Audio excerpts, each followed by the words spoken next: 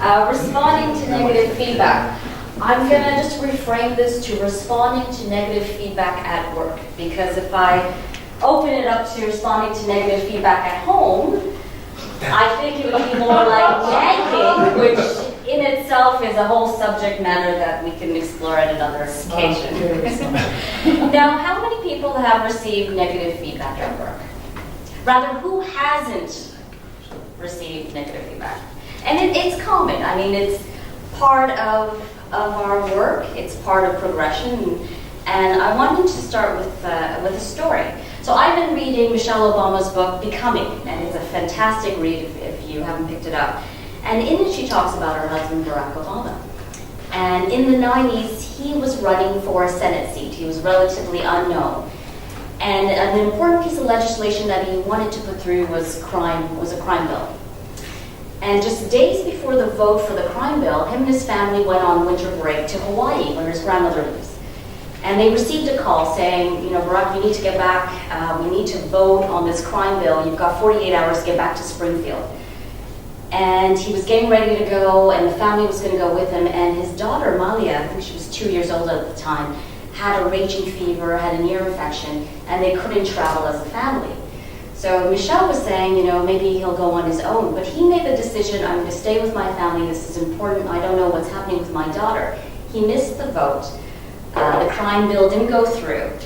And I'm going to pause there on the story because you can imagine the negative feedback he got, not only from his peers, but from media, saying that, you know, this gentleman is vacationing in Hawaii, he's skirting his responsibilities, he's lost this crime bill, and he received negative feedback from such a grand scale. So I think that's an example of negative feedback at a level that we probably wouldn't experience.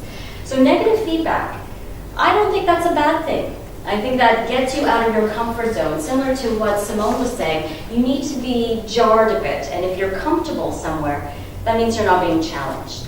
And there's different ways to respond to negative feedback. There's fright and flight. So you get the negative feedback and you don't know what to do with it and you just give up. A situation that I had 2 years ago is I had someone on my team who wasn't performing very well. She was coming late to meetings. She wasn't taking her responsibilities very seriously. So I put together a letter of expectations. I delivered it to her. We had a conversation, and I said, in this letter, it stipulates that within a month, I need to see, you know, the tardiness removed. You need to come into work on time. You need to be prepared for meetings, and I need to see your work come in at a timely way. So what happened was, a week later, she resigned. She didn't give an explanation. She just sent in her letter of resignation and resigned.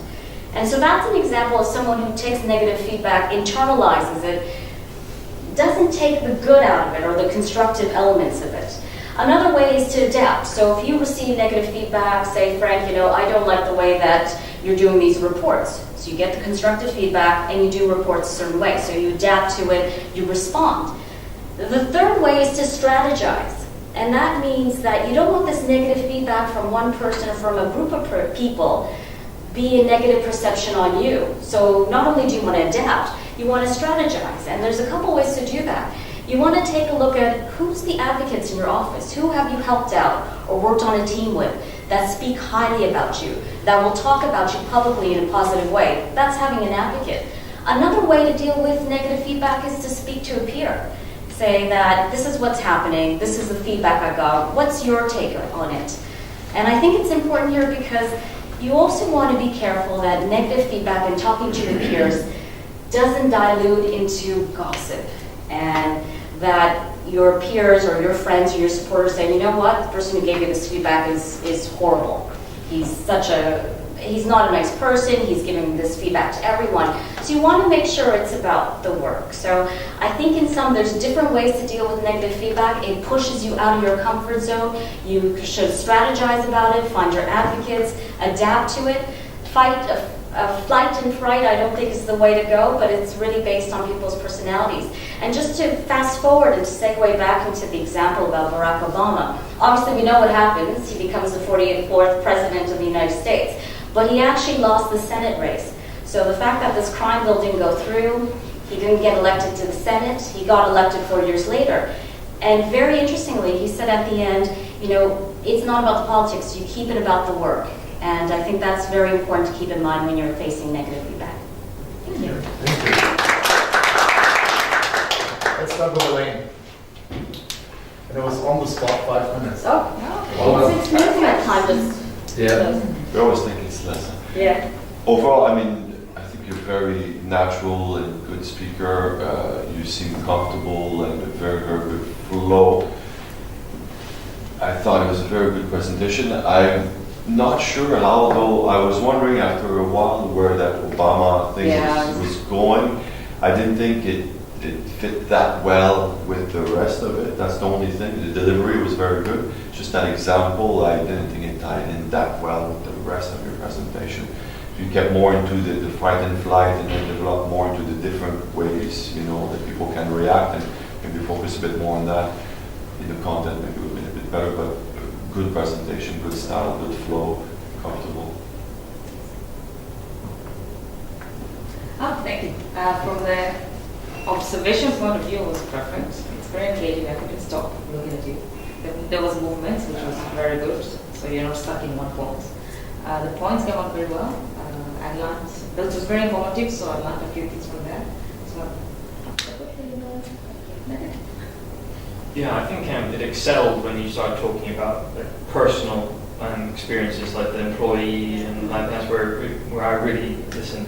I think maybe what could make it even better was if you slow down a little bit, going a little too fast. I'm thinking from the perspective of people whose English is not their first language. But apart from that, I mean, your confidence is amazing. You're very eloquent. But it's funny you say that because I'm actually, like, I shake a bit. Yeah. I get nervous. Yeah. You don't see that. at all. Yeah. You look super comfortable. So. Yeah. The speed of the shaking so fast. That's the speed of light. No, I agree with Philip that the speed at one point was way too fast. It really felt like that you wanted to compress too much information within these 5 minutes. And again, I only can repeat myself. It is not about that you have to deliver everything in these 5 minutes. It's about how you deliver it. So at one point, you will probably see it in the video later on, that the speed was a little bit whoa. Yeah, you know what, I'm not good at ad-libbing it, so I need to, even my notes, if you see it, I have like 4 points I need to get through, and they're keywords, because it's evolved a lot more from having cue cards to having 4 keywords, but a lot of people here are able to navigate through that. I don't have that. You do have that. You do I don't feel You're doing it. Okay, yeah. Also, the speed will depend on the audience. For example, we speak too fast. We think she's a bit too slow. Yeah. She was in the meeting, Yeah. but still we're still not there with what's perfect for us as a group. So You will find it, you will find it. And one thing also I've noticed, but that goes pretty much for all of you, is engaging the audience, yes, but it's not only by asking the question in the very beginning and then the rest of the 4 minutes, nothing else happens. So it is a process where you also should apply within the presentation. So I have high expectations from you in that sense. So find dots within your presentation where you can actually engage again, re-engage with your audience. Asking the questions in the beginning, that's absolutely fine. But don't forget that the presentation goes on for some time. I mean, this example is 5 minutes. A normal presentation in the normal work life is going much, much more than 5 minutes. So please do not have the easy way out of saying, okay, I have asked my questions, I've engaged the audience, so I don't have to do it for the next 20 minutes. So please do not make that mistake.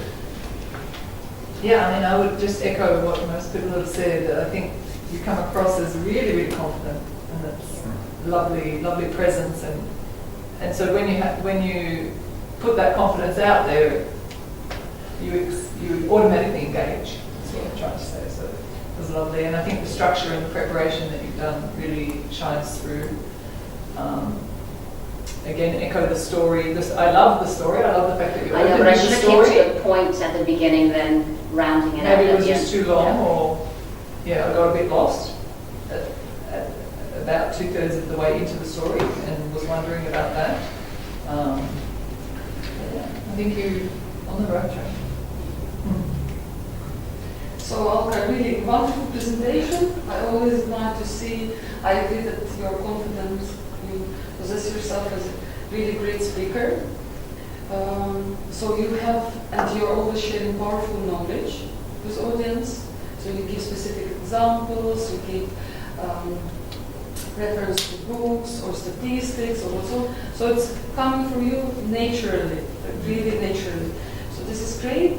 Then you broke the ice by specifying the topic of today's presentation. So you had a joke with Sasha, it's not about the family, it's feedback from family, but from the workplace, which was great, so you specified it. Then you had a little bit I lost about the question. So you asked with the question from audience, have you ever received negative feedback? Have you ever received feedback? And then you changed immediately, have you ever received negative feedback?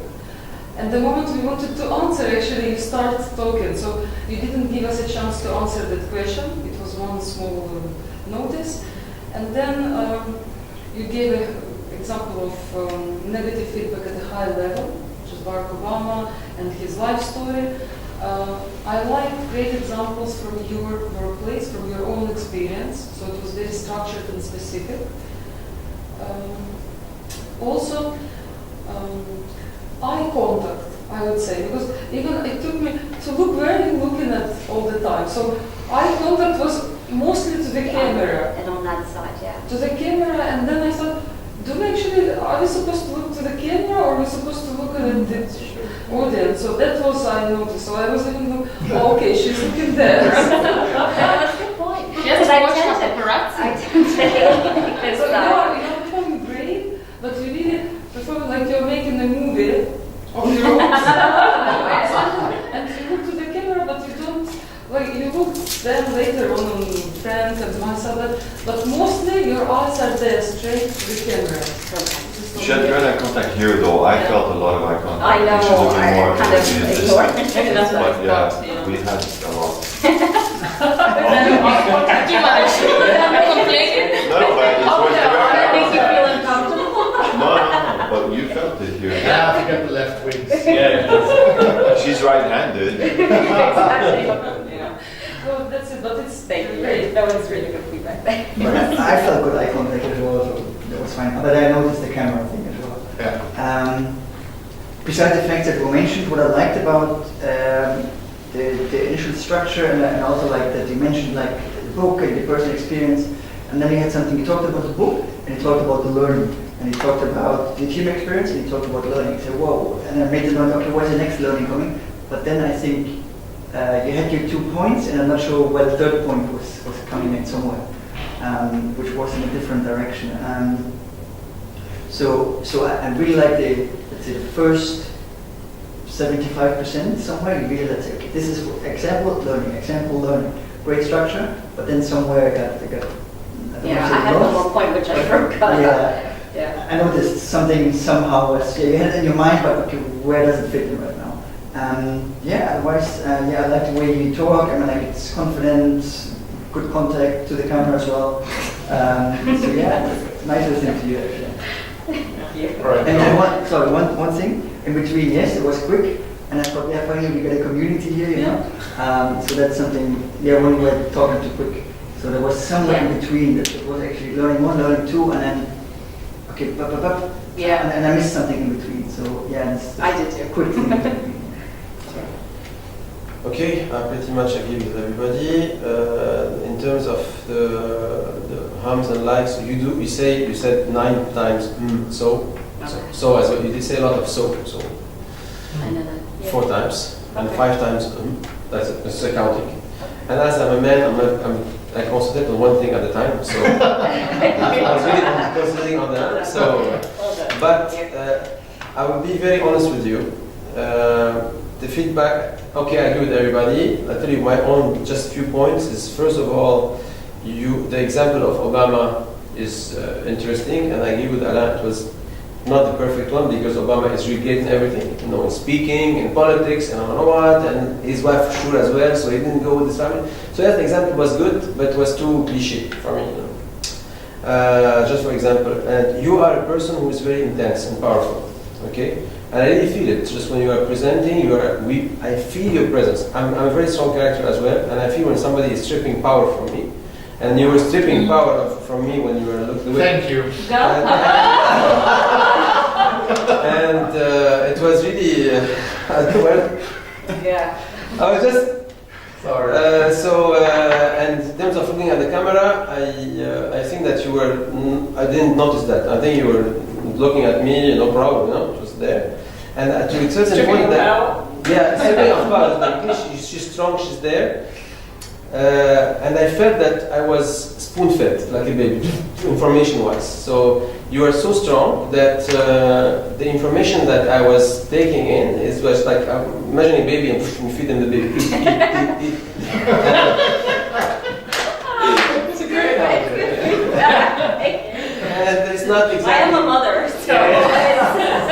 They are broken presentation.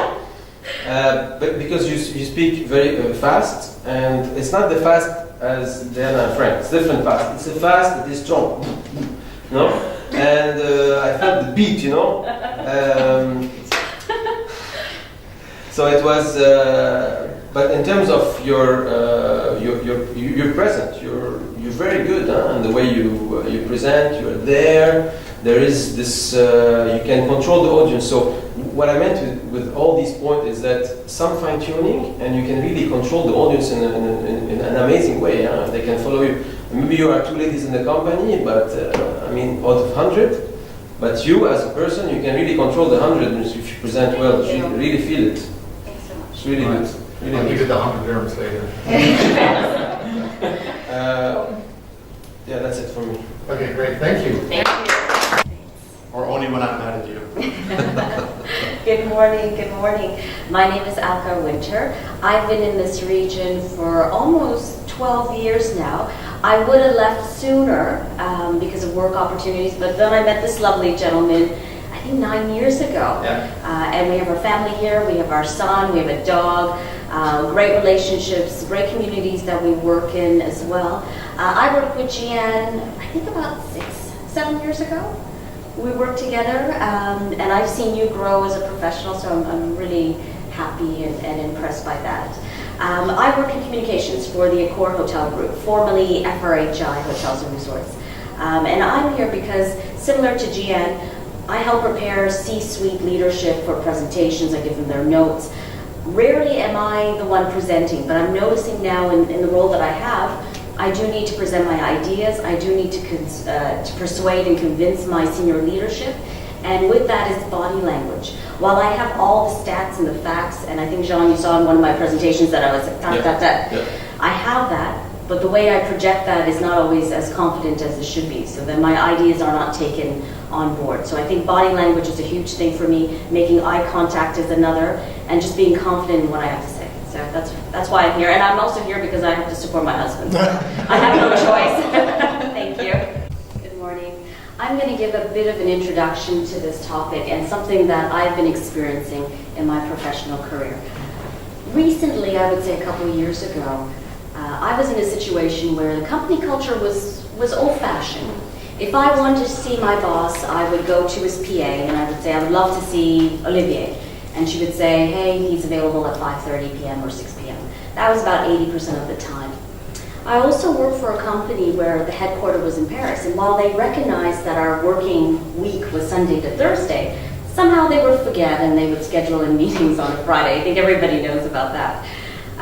I also, part of my remit is Africa, and of course their working days are Monday to Friday. So as a result, I was working 6 days a week, probably longer hours, and I also had one situation where I left work at 5 p.m., which you think is a decent time, and my colleague said, hey, Alka, are you pulling another half day? And I was like, I'm sorry. So that caught me off guard. And now we bring it to this topic of reducing the work week from 5 days to 4 days. And Netherlands, interestingly enough, is the first country that has reduced its work week from 40 hours to 30 hours. And just recently, Richard Branson said that the 5-day work week, working 9 to 5, is becoming obsolete. especially with automation and technology. You see driverless cars with Uber, increased automation, drone technology. For me, when I look at this topic, and I'm going to turn it on its head, I don't believe it's a matter of the days you work or the hours. Preferably you work less hours than you used to probably 10 to 15 years ago. For me, it's about flexibility and performance. There's something called the Einstein window that I recently discovered. And I think all of us probably practice this in one way or another. And the Einstein window is a theory that you identify your peak performance hours, where you can get your strategic projects done, those big rocks that you need to get off your plate. Interestingly, for me, that's 4:30 to 6:30 a.m. I actually enjoy that time because I'm up, I have mental clarity, my husband's asleep, the dog's asleep, as well as my son, so no interruptions. I get my cup of coffee and I start working away on things. And that continues into the workday from 8 to about 1 p.m. I get my big projects out of the way. After that, my mental acuity kind of fades and I do a lot of admin. So it's identifying those periods of time and maybe those days that you work the best. That's one part of it. And I think it's performance. I now work for a company where the culture is shifting, where my boss has said, I don't need to see you every day. As long as you're getting your work done, I don't care where you are. Be there for those most important meetings, make sure you meet deadlines. He said, I will notice if you're not in the office when you're not getting your work done. But if you're getting everything done, fine, fair enough. So I think for this topic, it's a matter of looking at your performance. It's a matter of looking at flexibility. And maybe I'll open it up to you. Do you find that there's a certain time, Gian, that you work best? Or do you find that you work best when you extend your work day? Mornings as well. Yeah. Jean, what about you? Depends. Okay. Those major projects, is it when you're up against a deadline that you feel, okay, I've got to put in set number of hours? Yeah, definitely, but maybe as well a little bit before. Now starting to change that. Okay. Yeah. And It's a Brent? bit- it's But really it also different. depends on the environment. If you have your own office, that's fine. But like since I'm in an open office, no, if I have something that I need to, I'll come during the weekends to get it done because I know at least the office is quiet. Okay. And I'll what say about you? mornings and then probably late evenings, like through to so from like 9 p.m. to 2 in the morning. Really? Yeah, because I find there's no distractions. Okay. So it's a time where that's just the focus. It's nothing around. So, but I find in the morning the best and then late evening. That's great. And Gian, you were saying you actually go into the office. Do you ever consider working from home? If they give me a laptop, yes. I'm waiting for it for the past 10 months. And you know what? Our office is actually, I have an office with doors, but we're actually going to eliminate that. And I don't know if that's as productive for work. Oh no. But we'll have to find tactics where your phones, maybe there's some color coding I've been looking at that you have red, yellow, and green, and you put it outside your office. Green meaning I'm accessible, I'm open, come and talk to me. Red being don't bother me because I'm working on a project. And yellow being, approach me cautiously. So there's different techniques there. And I think we're veering a bit off the topic here. But I really believe in that Mark Anthony quote that if you do what you love, you'll never work a day in your life. And I think this is what we need to live by. If you feel coming into the weekend and you enjoy getting your work done and it's fulfilling to you, I don't see a problem about that. For me, it's waking up early because in the evening I like to spend that with my family. So I think it's about flexibility and it's about performance. And I'd love to get your opinion. Do you think we need to reduce work days and work hours? Yes. Yeah? Okay. What's your formula that you would propose? For me, it's the most important thing is that we need to have work-life balance. Now it's important to take care of ourselves or our family or wherever. I would say that this having 3 days weekend, it's a good thing. Or we reduce number of hours per day, so we keep the 2 days weekend, but we reduce number of hours. But really stick to it. How many people then, with your work, are you left alone on the weekend? Like just before we started, I was working on something that our South Africa team sent to me, and I needed to action. So how often do you completely shut down from work on the weekends? 1 day maybe. Yeah, if that. because also Friday Saturday, probably is a yeah. working day, partially. So, exactly, so, yeah, I don't. Yeah. I mean, if I think about, I would say I did some work yesterday, and today was, so I have to do a bit of work later. And you as well, I'm sure there's sometimes Yes, things. but in the weekend. I try to voice it when it's my weekend. I'm paid for 5 days. The 2 days are for me, for my family, for God, for my spirituality. It's not for anybody else. People in Germany, when you disturb them on Sunday or Saturday, they will make you know about it, or in France or whatever, or in Canada. So why here I have to take blame? I know, and this is Yeah. why when our Paris Yeah. team, they know our working days, but yet they'll schedule things on Friday. But if I, okay, I'll shut down. So it's not Germany because the headquarters is Germany. That's why I said Germany. Yeah, but it's true. But the thing is, I think it depends on industries. Like in hospitality, we can shut down, and it comes, and I'm overseeing social media as well. So I can't shut down. 100%. That's as much as I want to. So that's why I'm in for I'll flexibility. probably say like Thursday evenings and Friday evenings are when it's like, But the thing is, like, I'm for this just because I never finish on time. Maybe it's a time management thing, maybe it's just the industry, but you work long hours anyway. So when you have those 3 days, whether you choose to work during those 3 days, it's your call. You're flexible. I do work from home, definitely. But the fact psychologically I can sleep in or sleep longer, I get my body to rest, then I'll be more focused during the day. I'll have that peace of mind. So somehow I do feel like tomorrow I'll be more fresh because I did have I had a new day on Thursday, so I'm gonna start with a fresher mindset. So we have those 2 days. So the first day, I know especially when you have a family and everything. Honestly, I respect you guys because it never stops. But at least I feel like I have that time to sleep. And sleep is very important to me to refresh. Perfect. Thank you so much. I'm against this though.